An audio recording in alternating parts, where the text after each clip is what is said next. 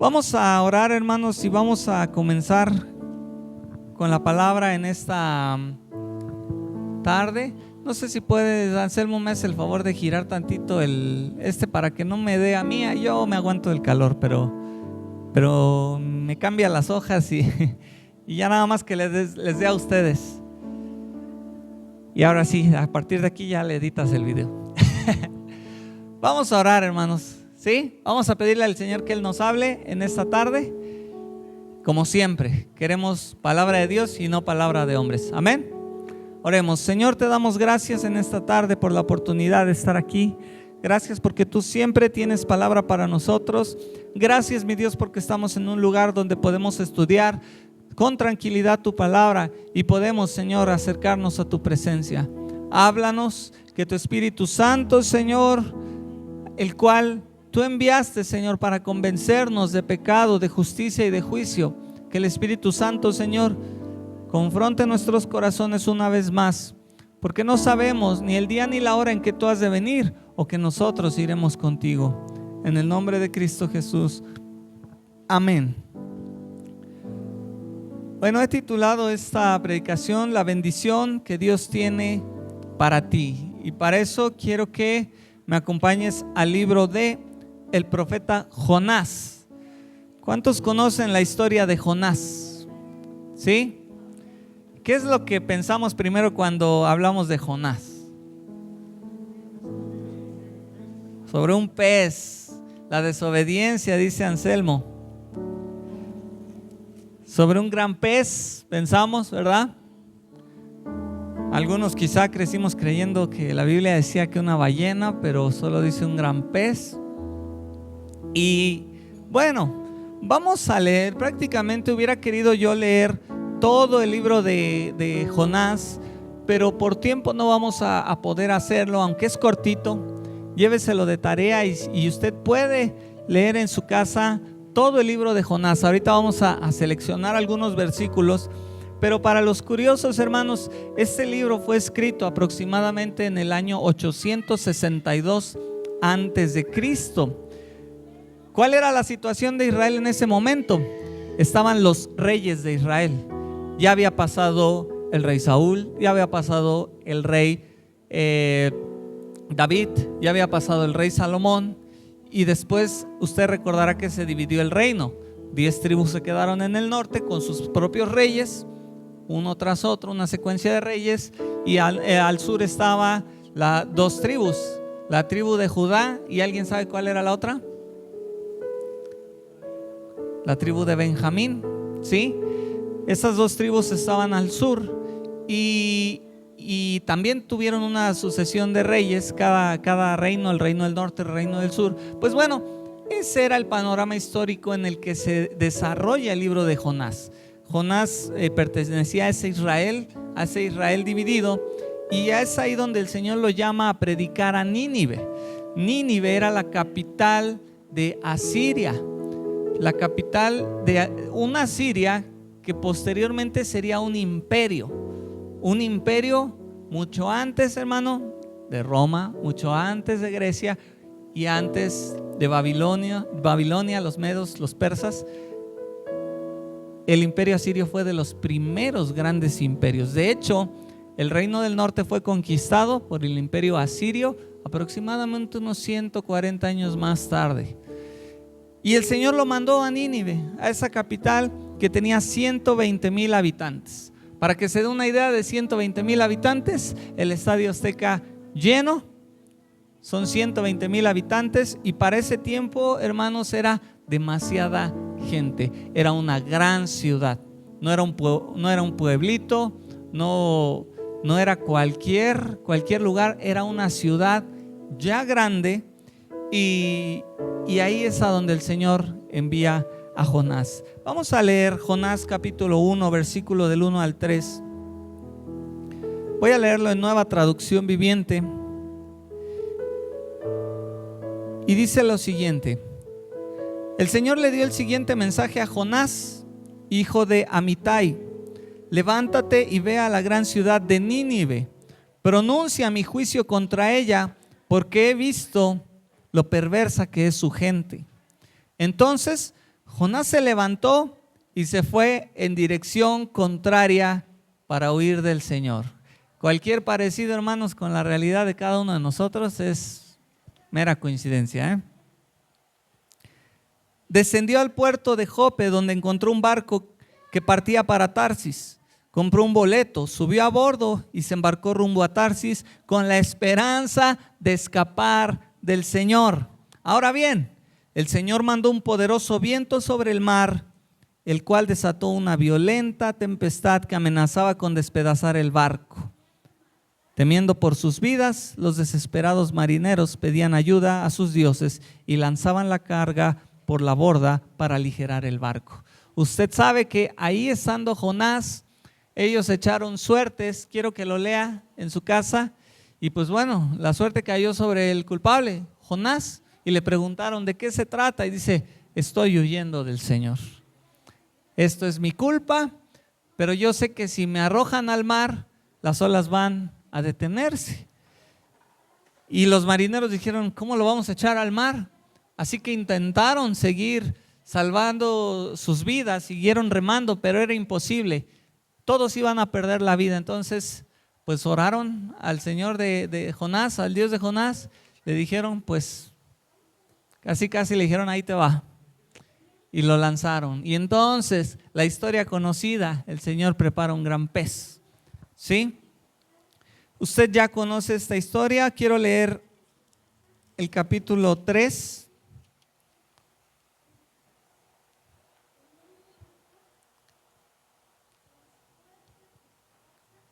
Usted sabe que ahí en el interior del pez, esos 3 días que son un anticipo de la muerte de Cristo, el Señor mismo lo menciona.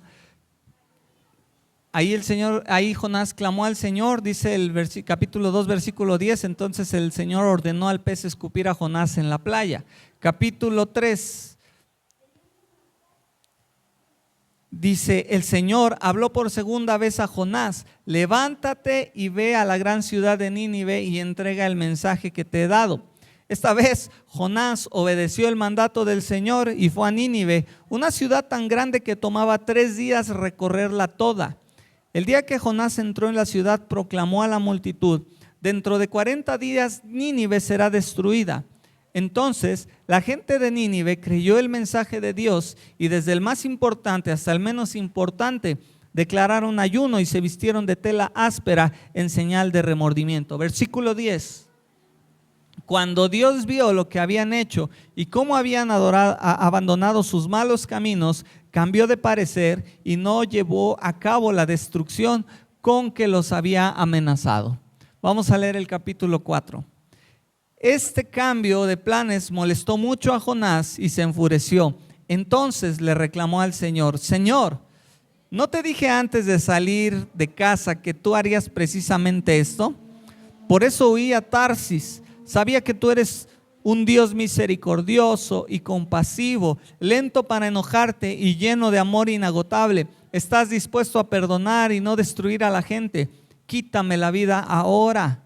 Señor, prefiero estar muerto y no vivo si lo que predije no sucederá. El Señor le respondió, ¿te parece bien enojarte por esto? Entonces Jonás se fue al oriente de la ciudad e hizo una enramada. Luego se sentó bajo la sombra de la enramada mientras esperaba a ver lo que acontecería a la ciudad. Ahora bien, el Señor Dios proveyó que una planta frondosa creciera allí y pronto extendió sus anchas hojas sobre la cabeza de Jonás y lo protegió del sol. Eso le trajo alivio y Jonás estuvo muy agradecido por la planta. Pero Dios también proveyó un gusano. Al amanecer del día siguiente, el gusano se comió el tallo de la planta, de modo que se marchitó. Así que cuando el sol se intensificó, Dios proveyó un viento abrasador del oriente para que soplara sobre Jonás. El sol pegó sobre su cabeza hasta que se sintió tan débil que deseaba morirse y exclamó, es mejor morir que vivir así.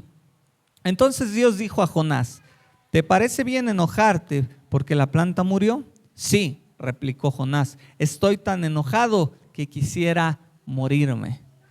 Entonces el Señor le respondió, sientes lástima por una planta, aunque tú no hiciste nada para que creciera.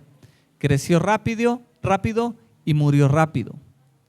Pero Nínive tiene más de 120,000 habitantes que viven en oscuridad espiritual, sin mencionar todos los animales. ¿No debería yo sentir lástima por esta gran ciudad? Amén. Bueno, le dejo de tarea leer todo el libro de Jonás. Le va a tomar 15 minutos para que usted vea todo el contexto, toda la historia. Y quiero que consideremos unos puntos. Primero, sabemos que el centro de toda la escritura es la revelación de Dios mismo, la revelación de su carácter, la revelación de quién es Él, y específicamente en Cristo, lo sabemos. Y en este capítulo, el capítulo 3, versículo 10, nos dice que cuando Dios vio lo que habían hecho y cómo los de Nínive habían abandonado sus malos caminos, cambió de parecer y no llevó a cabo la destrucción con que los había amenazado. Hermanos, Dios es soberano. Nadie le dice al Señor qué tiene que hacer ni cómo tiene que hacerlo, porque Él es Rey. Él es Dios sobre todo el universo. ¿Sí? Él, hermanos, como le dijo Jonás, yo sabía que tú eras así. Eras misericordioso, eres clemente. Y el Señor, hermano, aunque había declarado juicio sobre Nínive, Él cambió de parecer al ver corazones arrepentidos. Entonces, ¿qué destacamos de aquí? Dios es soberano. Dios es soberano. Y aunque Jonás estaba presionando, ¿sí lo ves? Jonás quería la destrucción de Nínive. Por eso no quería ir a predicarles, porque dijo, no, son tan malos que se mueran, que se pierdan, que el Señor los destruya.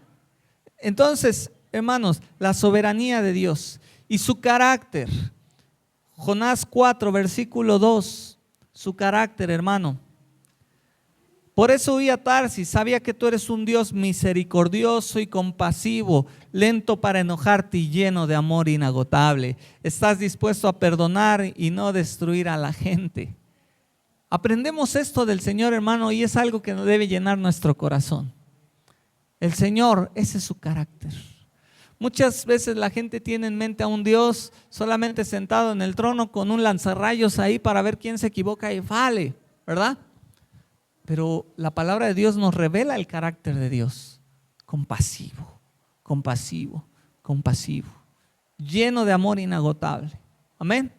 Nunca olvides el carácter del Señor. Anota estas citas y cuando olvides o dudes del carácter, del amor de Dios, ven a Jonás, lee y recuerda que así es Dios.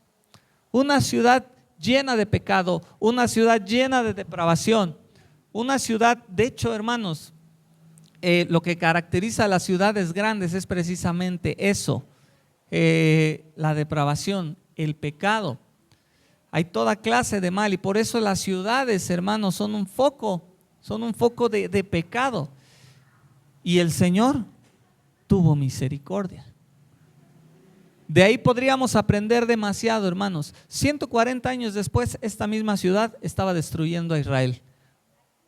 Ahí es otra lección. Esa generación no supo compartir de esa bendición a la que sigue.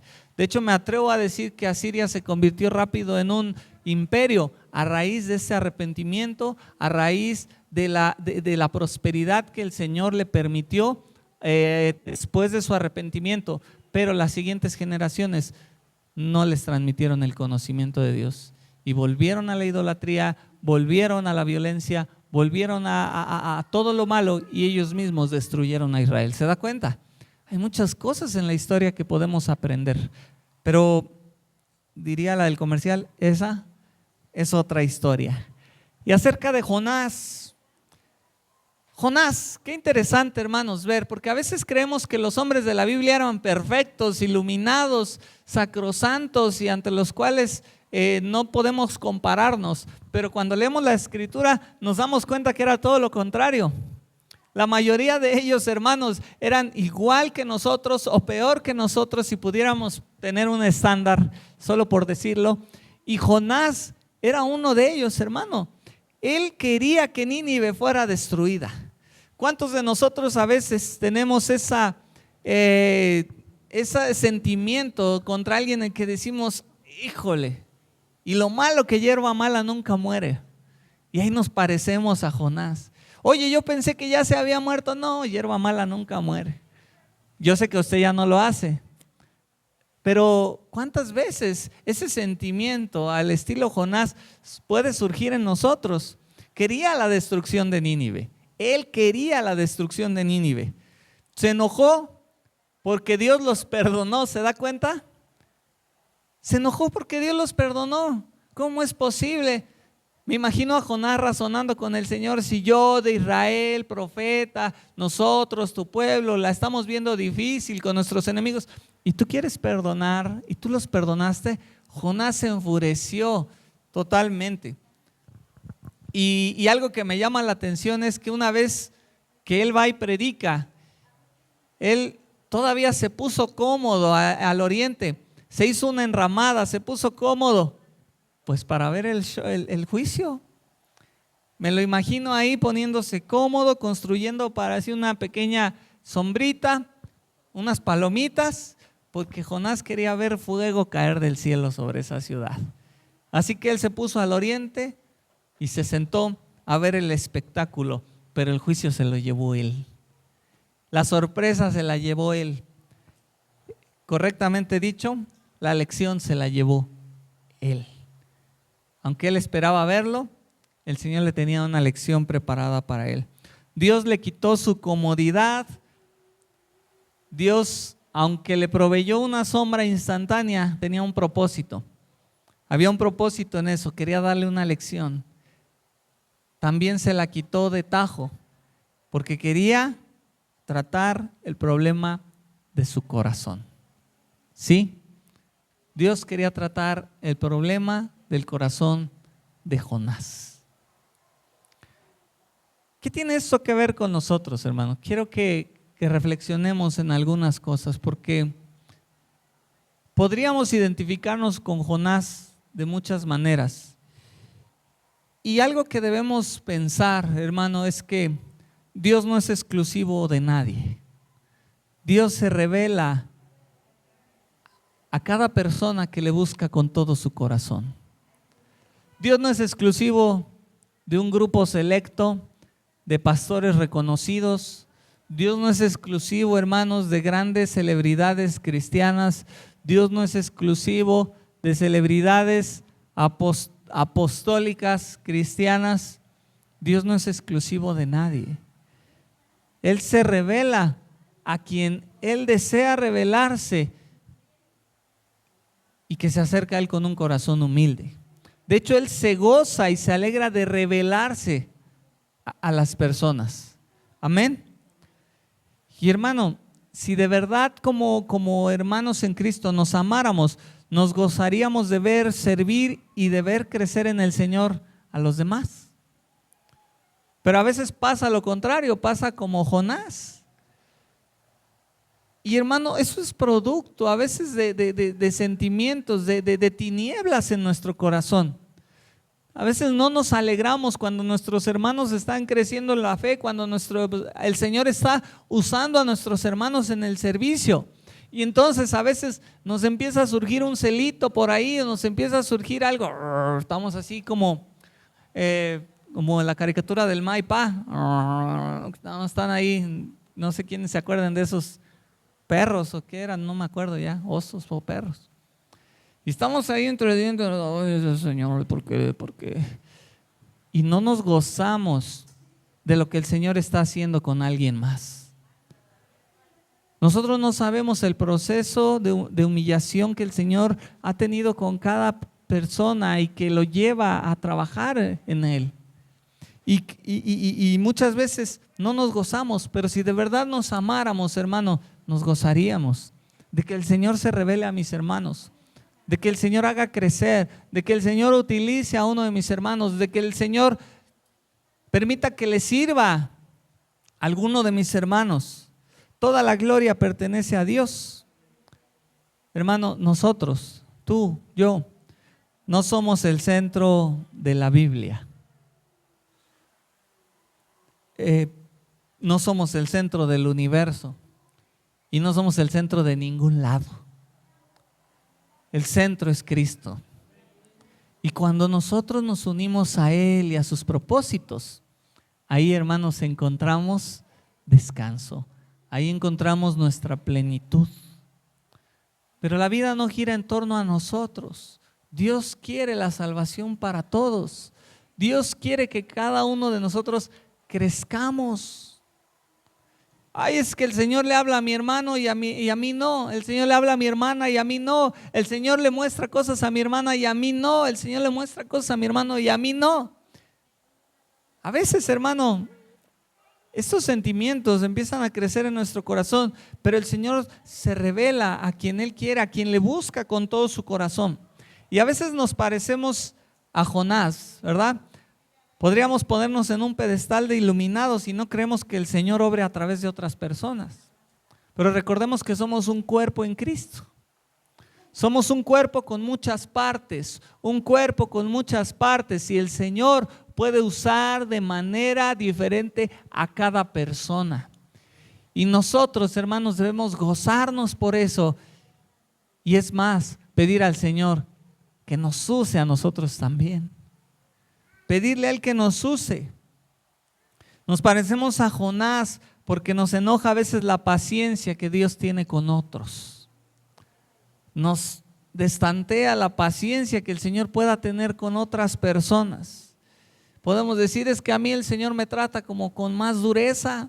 ¿Por qué a mí el Señor no me permite una? ¿Por qué a mí el Señor me trata de manera rígida? ¿Y por qué a otros los trata con paciencia? Si te das cuenta, hermano, Jonás era alguien que conocía al Señor.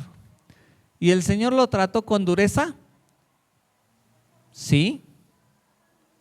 El Señor lo trató con dureza. Lee la oración de Jonás y él estuvo sumergido en el océano. Me imagino que el Señor solo le daba la orden al pez y subía por oxígeno para que Jonás lo tuviera y se volvía a llevar a Jonás a las profundidades. No creo que eso se haya sentido nada cómodo, nada bien. Lee la oración de Jonás y Jonás sentía la muerte encima. ¿Dios fue duro con Jonás? Sí. Y todavía cuando él ya había medio obedecido, porque su corazón no estaba, ¿verdad?, en armonía con la misericordia de Dios. Cuando Jonás había medio obedecido, el Señor todavía lo trata más duro, le vuelve a quitar su comodidad. Y el sol abrasador sobre Jonás. Jonás fue tratado duramente, la lección fue dura para Jonás. Pero para los de Nínive, ¿cómo fue la lección? Escucharon un mensaje, se arrepintieron y ahí paró el juicio. ¿Te das cuenta, hermano? Quien conoce al Señor, a veces el Señor nos da un trato más duro. Porque nosotros, los que conocemos al Señor, Él nos quiere llevar hacia la madurez. ¿Sí? Para los que no conocen al Señor, hermano, yo lo he visto, a los nuevos en Cristo muchas veces el Señor los trata con tanta misericordia, con tanta paciencia, con tanto tacto, y les muestra su amor, les muestra su ternura. Y a veces uno puede caer en la tentación de decir, ¿y a mí por qué no? Porque tú conoces al Señor, hermano. Y tú no necesitas palmaditas. Cuando nosotros nos desviamos, necesitamos más que una palmadita, necesitamos un trato fuerte a veces de parte del Señor. Pero también nos parecemos a Jonás, hermanos, porque construimos para nosotros un fuerte para refugiarnos en él. Jonás hizo que medio cumplió la voluntad de Dios, porque sí la cumplió, sí predicó y sí tuvo fruto, pero su corazón no estaba recto. Él dice, bueno, lo voy a hacer porque pues bueno, ya casi me muero en el mar, voy a obedecer. pero su corazón no estaba en armonía con el Señor. Él no les predicó a Nínive con compasión. Él les predicó, puedo pensar incluso con resentimiento, y les predicó y les dijo: arrepiéntanse o se van a morir. Y ahorita me voy a sentar a ver cómo los destruyen. ¿Sí? Pero hermano, Jonás construyó algo para estar cómodo, construyó algo. Él dijo: estoy sirviendo al Señor, ahora es tiempo de estar cómodo. Serví al Señor a mi manera, es tiempo de estar cómodo. Y a veces nos parecemos a Él porque construimos para nosotros fuertes refugios donde nosotros nos metemos, hermano, creyendo que estamos bien y sirviendo al Señor. El engaño, hermanos, el día de hoy es que la gente muchas veces cree que está sirviendo al Señor solo por pertenecer quizá a un grupo de alabanza, solo quizá por pertenecer a un grupo de servidores, solo por pertenecer a un grupo de técnico, un grupo de multimedia, un grupo de... ¿Sí me explico? La gente cree que está sirviendo al Señor solamente cumpliendo con eso cada 8 días y después olvidar su relación, su intimidad con el Señor todos los días de la semana. Y nos parecemos a Jonás, hermano, porque decimos: bueno, yo estoy cómodo, yo me he construido mi propia manera de servir al Señor y eso es suficiente. Yo tengo una vida, tengo mis propios planes y eso es suficiente. Señor, bendice mis planes, ¿no? Señor, bendice mis planes.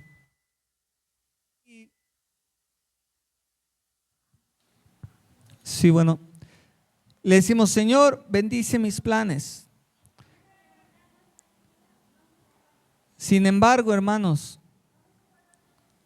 aunque así como Jonás creemos que servimos al Señor por cumplir una o dos cosas, hermanos, nuestro corazón sigue lleno de resentimiento, de maldad, y somos lo mismo que las personas de allá afuera, congregándonos aquí o sirviendo al Señor. Además, hermanos, incluso llegamos a creer que Él nos está bendiciendo y respaldando nuestra vida de superación personal y de éxito vano, porque todo va de maravilla. Decimos: bueno, pues el Señor me está bendiciendo, yo creo que estoy bien con Él. El Señor me está bendiciendo, pues yo estoy sirviendo, hago lo que me toca, pues creo que estoy bien con Él. Pues el Señor me está respaldando en mi trabajo, el Señor me está haciendo fructificar en mi trabajo, pues creo que todo va bien con el Señor. Sí, no puedo ni ver los ojos a mi hermano porque me cae mal, pero yo estoy bien con el Señor. Pues mira, me prospera, me está respaldando. Hermanos, recuerda, con Jonás el Señor hizo crecer la planta, sin embargo con un propósito. Tenía un propósito. Y Dios va a terminar con tu comodidad y con todo lo que sea necesario para mostrarte las tinieblas de tu corazón. A ese punto quiero llegar. Dios va a terminar con tu comodidad y con todo lo que sea necesario para mostrarte las tinieblas de tu corazón. No creas que Dios te va a dejar creyendo que todo está bien. Si hay algo que compite en tu corazón por el trono que solo le pertenece a Dios, Dios lo va a quitar. Si hay algo que te está distrayendo de buscar al Señor con todo tu corazón, el Señor lo va a remover. El Señor te va a sacudir. Porque, hermano, el Señor te ama demasiado como para dejarte creer que vas bien cuando nada está bien. Mateo capítulo 6, versículo 22. Acompáñeme, estamos en la recta final. Mateo capítulo 6, versículo 22. Estamos en el Sermón del Monte, usted ya lo estudiamos, ¿recuerda? Mateo 6, 22.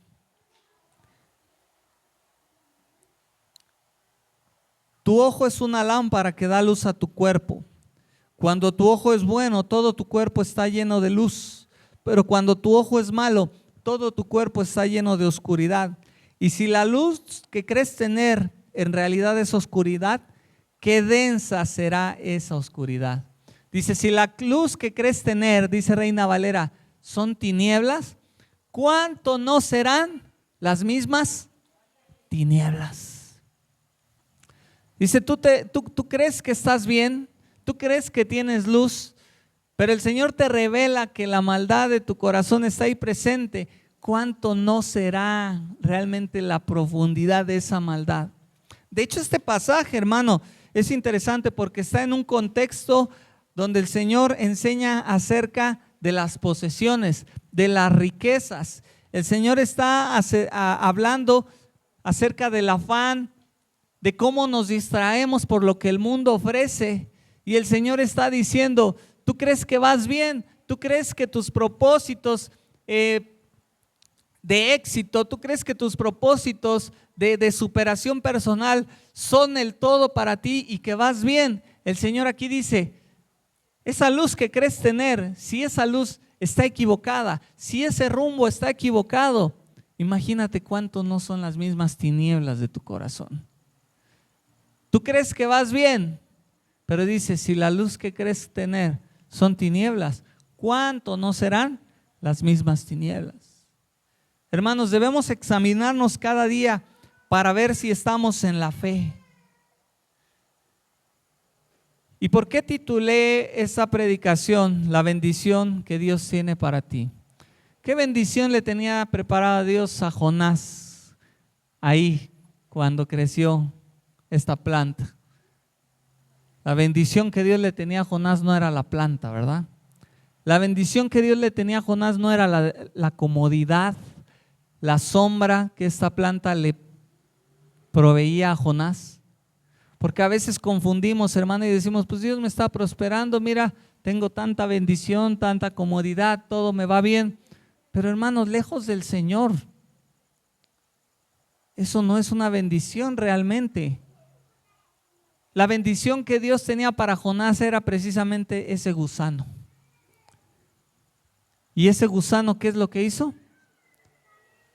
Secó la planta que le daba la comodidad a Jonás. Esa era la bendición que Dios tenía preparada para Jonás. ¿Por qué? Porque, hermanos, Él quería demostrarle a Jonás las tinieblas que había en su corazón. ¿Sí lo puedes ver? Dios no le hizo creer a Jonás que con solo cumplir era suficiente. Ok, ya cumpliste, ya obedeciste, pero sigues odiando a los ninivitas. Pues está bien, no pasa nada, mira, todo está bien, ya obedeciste. El Señor no dejó así a Jonás, ¿verdad que no? Destruyó su comodidad. ¿Para qué? Para que lo oscuro del corazón de Jonás surgiera. Jonás se quería morir. Jonás se atrevió a decirle al Señor, si los vas a perdonar, mira, yo mejor no te sirvo. Si los vas a perdonar, yo mejor me muero. ¿Sí lo ves? Si los vas a perdonar, mejor, Señor, no cuentes conmigo. ¿Por qué? Porque no puedo ni verlos. Y cualquier parecido con la realidad, mera coincidencia, les digo, ¿verdad? Pero hermano, la palabra de Dios está ahí para nosotros. El Señor nos ama tanto que no nos va a dejar creer que estamos bien. El Señor siempre va a procurar situaciones que exhiban la maldad de nuestro corazón cuando está ahí. Y con esto no estoy diciendo que el Señor te está tentando a hacer el mal, ¿verdad que no? Pero ¿cómo sabrías tú cómo estás si no hay una prueba? ¿Cómo sabes tu conocimiento si no hay un examen? ¿Estamos de acuerdo?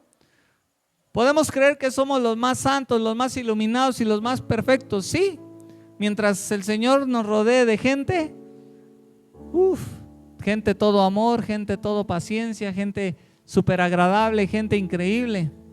Pero no, Parece todo lo contrario, ¿sí o no?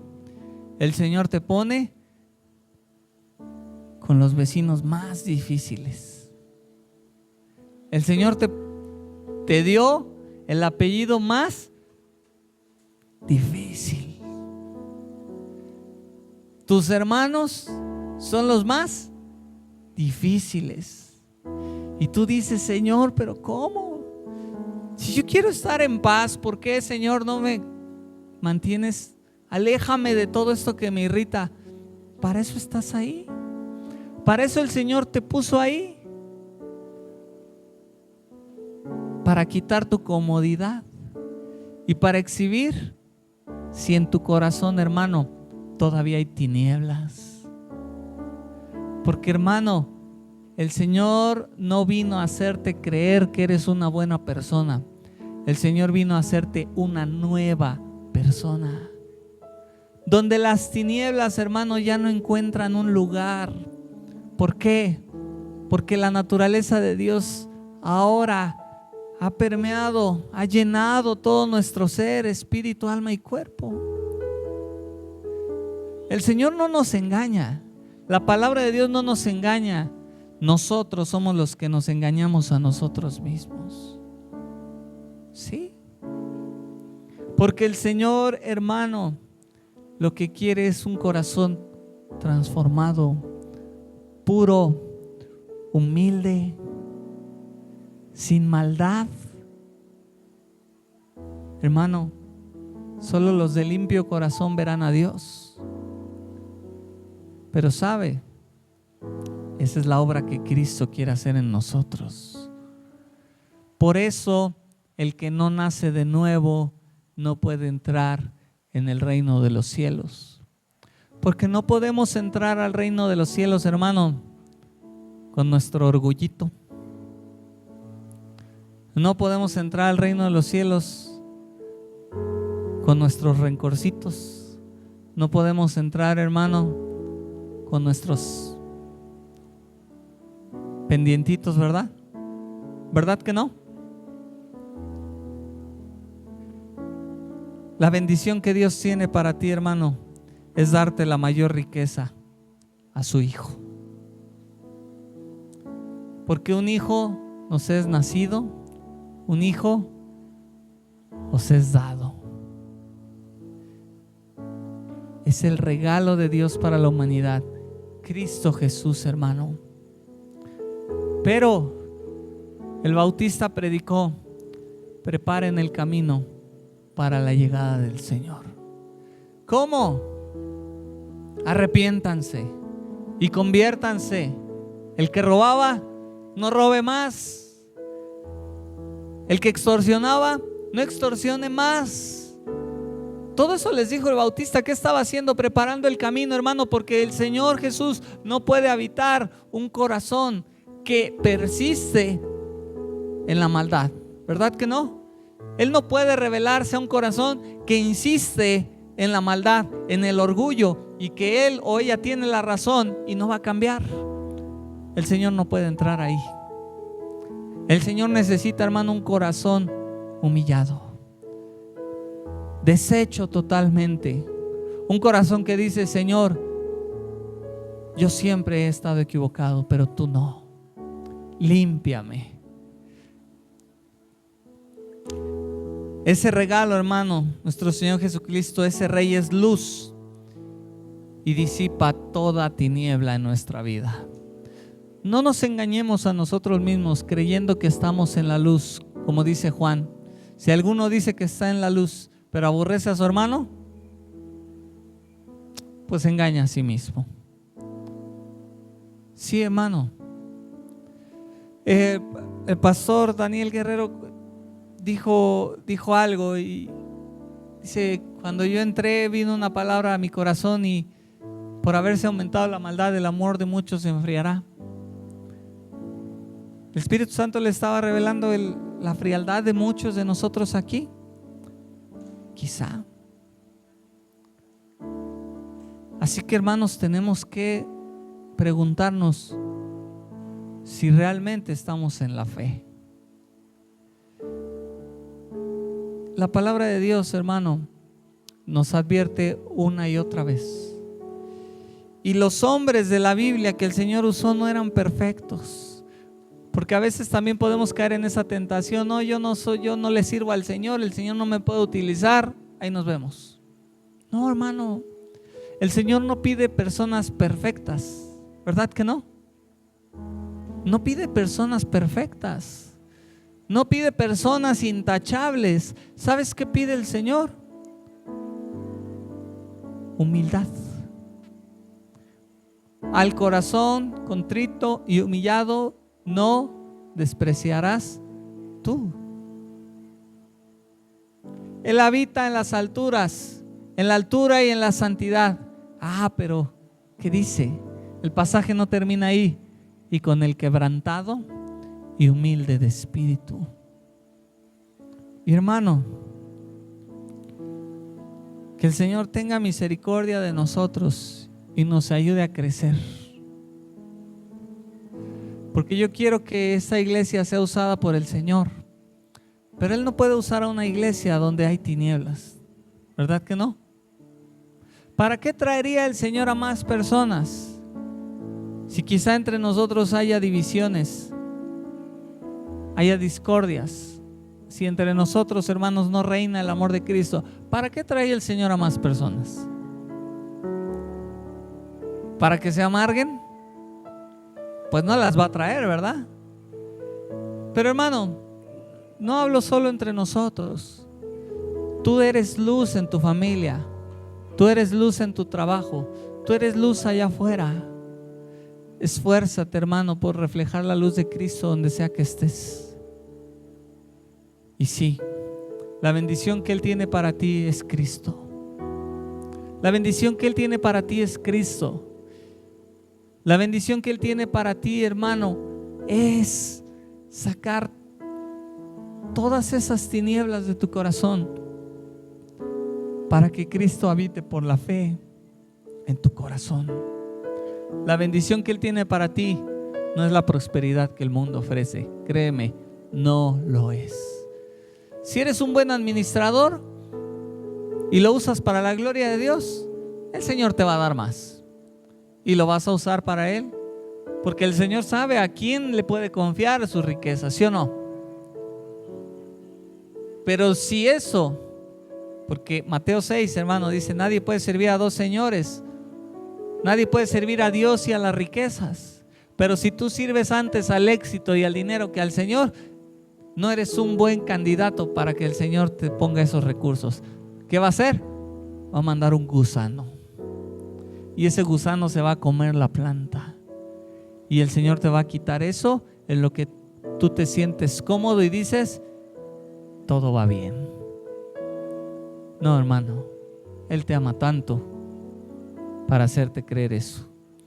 Póngase de pie, hermano, y vamos a dar gracias a Dios.